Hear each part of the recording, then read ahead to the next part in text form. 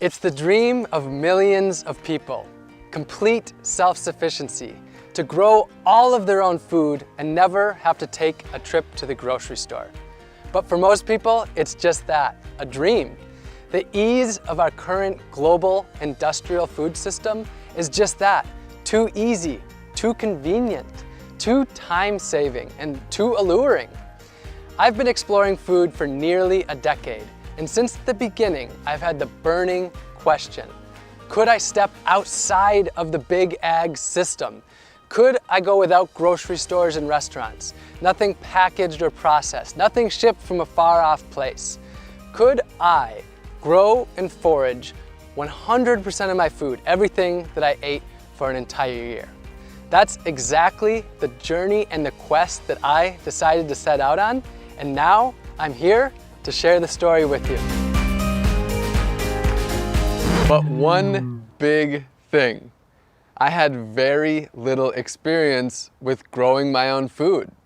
When I lived in San Diego, I did have a few raised beds where I grew some greens, tomatoes, and herbs. But as a traveler for the last 7 or so years, I had never really settled in one place long enough to grow my own food. So in order to do this, I would have to settle in one place. And that place that I chose is Orlando, Florida, where I'm sitting right now. Besides being really fresh to growing my own food, I was also fresh to the scene here in Orlando and Florida. And I was giving myself just 2 years here before hitting the road again. So I had to get planting as soon as I landed here. But I didn't have a garden, I didn't own any land, and I had almost no experience with foraging in the state of Florida. I chose Florida so that I could grow food year-round. And I chose Orlando because I had passed through here a few times and met a great community of permaculturists and people who grow their own food. And specifically, I chose the community of Audubon Park because that's where Orlando Permaculture and my friends at Fleet Farming were based, and there was already a movement here of turning front yards into gardens, so I would have the support I needed in order to do it here. I quickly got to work meeting people in my neighborhood and proposing the idea to them of turning their front lawns into gardens. It really wasn't hard to find takers because it was a pretty sweet deal. Their boring lawn would be turned into a garden, I'd do almost all of the work, cover the costs, and they could eat all the food they liked right from their front yard. In fact, I quickly had a list of lawns longer than I could handle. The transformation was amazingly quick, and within just a few months, I was growing more food than I could eat myself and sharing it with friends in the neighborhood. I ended up creating 6 small plots, all within easy cycling distance of each other. I was just figuring out what I was doing the whole time. I went to local meetups like Orlando Permaculture, volunteered in the garden with Fleet Farming, visited farms and gardens and nurseries, took foraging classes with local foragers like Green Dean, read books by local growers, and watched videos online and more. For a place to live, I built a simple tiny house homestead in the backyard of a community member that I met.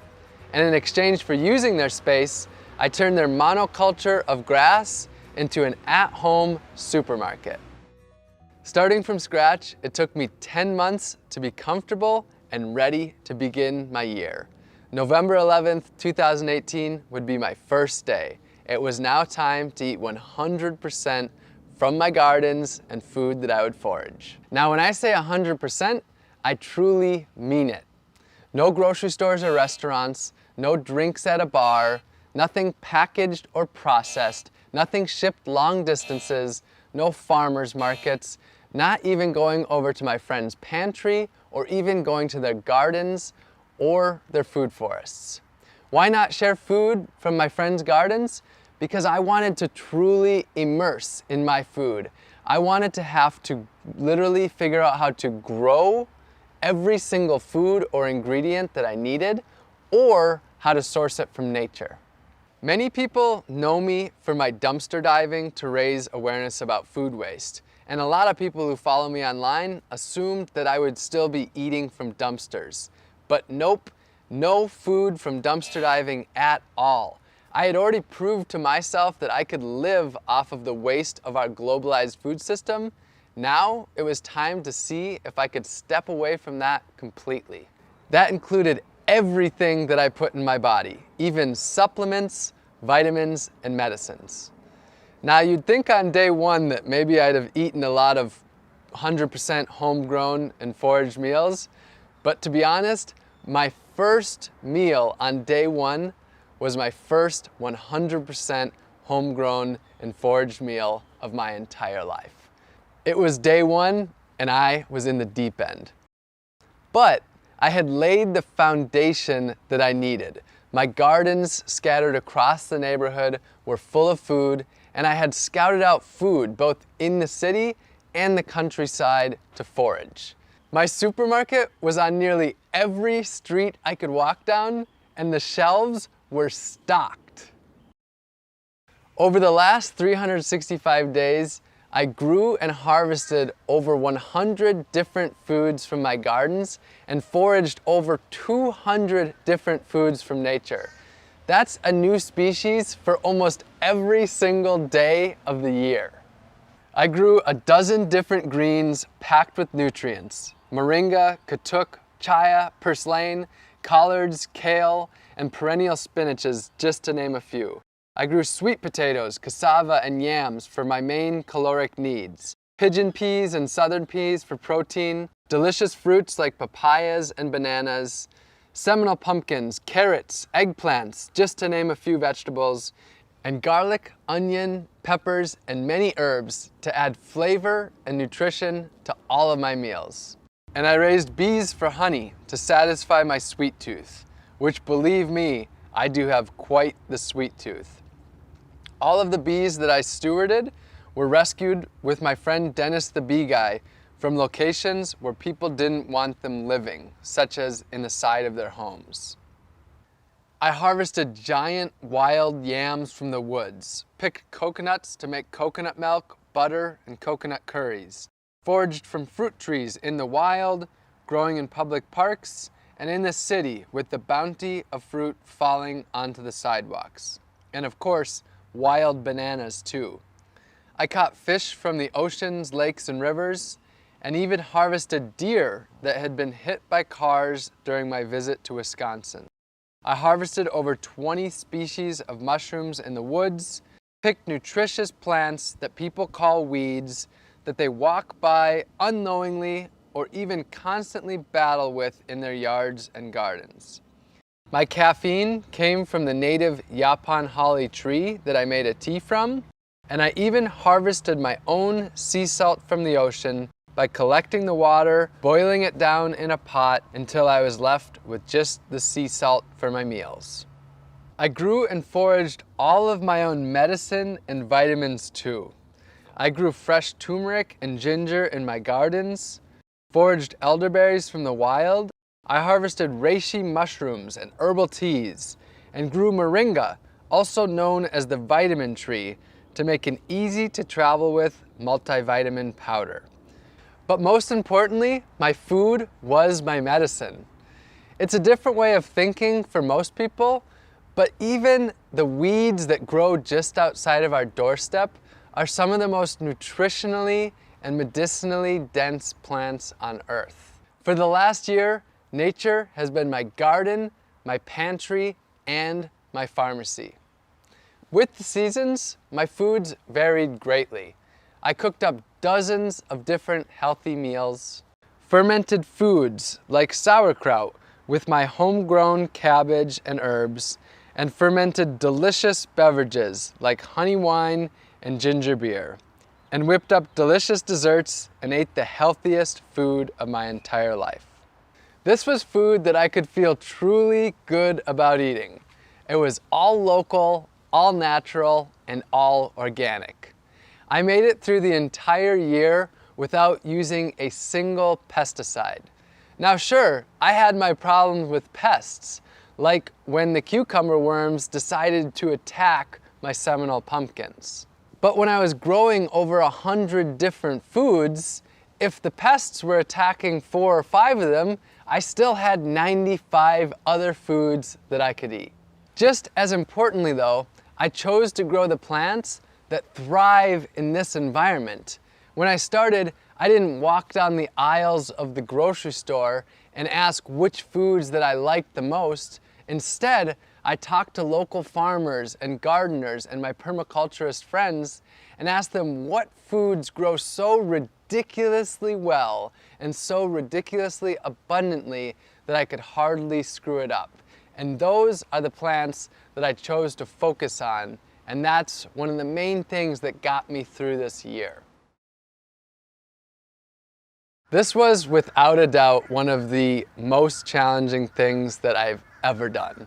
A year is a really long time, and I had my highs and my lows. There were times when I felt my absolute best, and there were times when I just didn't know if I could go on. Generally, I did get enough food.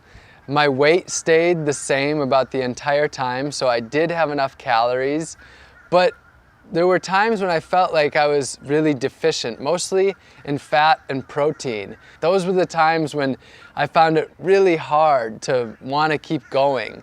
And there was the social aspect. I was on my own a lot of the times, not able to join other people for their meals, and sort of isolated, not being able to go to restaurants or eat with friends and family. Overall, with all the ups and downs, the year went about as well as I could have possibly hoped. I maintained my body weight throughout the year, and I never got sick once. And I really attribute that to my food being my medicine. I think that nature is able to provide for our basic needs, and I trusted Earth. I trusted nature. Now, I want to say though, that this project, it wasn't really about my health. It wasn't about a diet. And I don't believe that this is the diet for 7 billion people. I don't actually think there is one diet for the 7 billion people. I think we live on a diverse world where we have diverse cultures and people need to do things in a very different way. So I'm not trying to represent a diet for everyone or anything like that.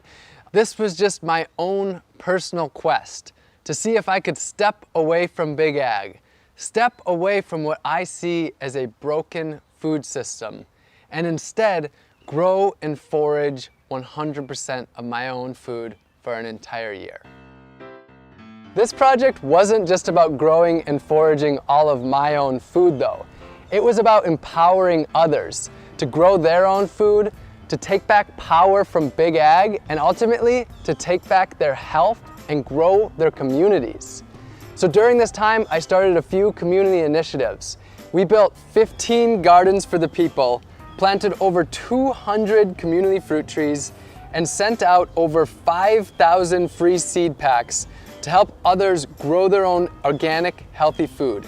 And I taught dozens of free gardening classes in my gardens to the people in my community. I'll be honest though, I do have an agenda. I want you to question your food. Where did it come from? How was it grown? How did it get to you? And what was the impact that it had on the earth, other species, and the humans that grow that food? And if you don't like the answers that you find, I want to empower you to change them. The good news though is that you don't have to grow and forage all of your food. The solutions are there in your community. You can grow a little bit of your own food, maybe an herb garden on your windowsill, or some pots of tomatoes and basil on your balcony, or a raised bed in your front yard. And if you don't have any space at all, you can join a community garden. You can source your food locally and purchase from local farmers and gardeners. The farmers market is a great place to start. You can buy whole foods and cook more, rather than packaged processed foods that leave trash behind. And you can work with your community to make healthy foods for people in need, grow a garden for your elderly neighbor, or start a grassroots organization to harvest the fruit trees in your community to distribute it to others. And this doesn't need to be a lonely journey. For most of us, food is at the center of our lives, and we can do this together in our communities. My year is over, but my journey of food has just begun. A book is in the works, and 100% of my proceeds will be donated to organizations working on the food solutions. And I'll be here online sharing inspiration and education on how you can get involved in gaining food freedom.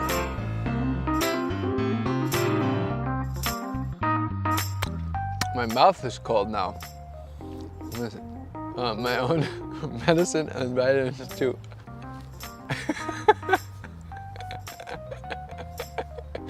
All right, make note of that.